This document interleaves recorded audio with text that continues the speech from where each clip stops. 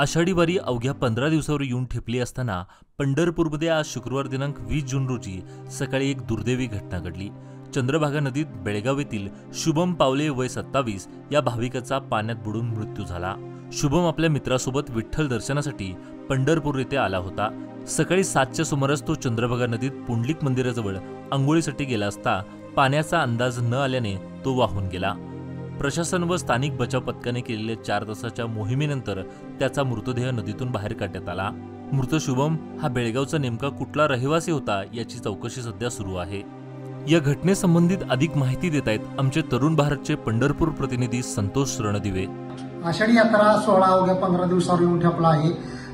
या संदर्भात प्रशासनाची सर्व तयारी चालू आहे, परंतु आज सकाळी शुक्रवारी सकाळी 7च्या दरम्यान बेळगाव येथील भाविक शुभम पावले वय 27 हा पाण्यात बुडून मरण पावलेला आहे।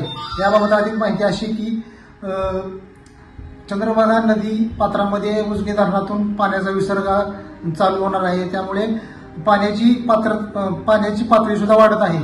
आज सकाळी बेळगाव येथील भाविक शुभम पावले हा त्याच्या मित्रासमवेत पंढरपूरला दर्शनासाठी आला होता।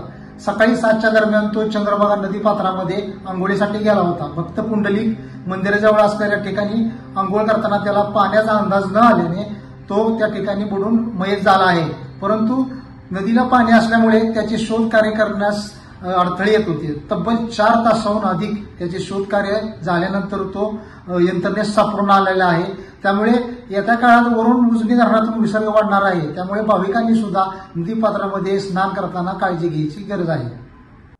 आषाढी यात्रेच्या पार्श्वभूमीवर चंद्रभागा नदीकाठी भाविकांची मोठी गर्दी असून पुराचा धोका लक्षात घेता सुरक्षितेसाठी प्रशासनाकडून अधिक उपाययोजना करण्याची मागणी भाविकांमधून होत आहे।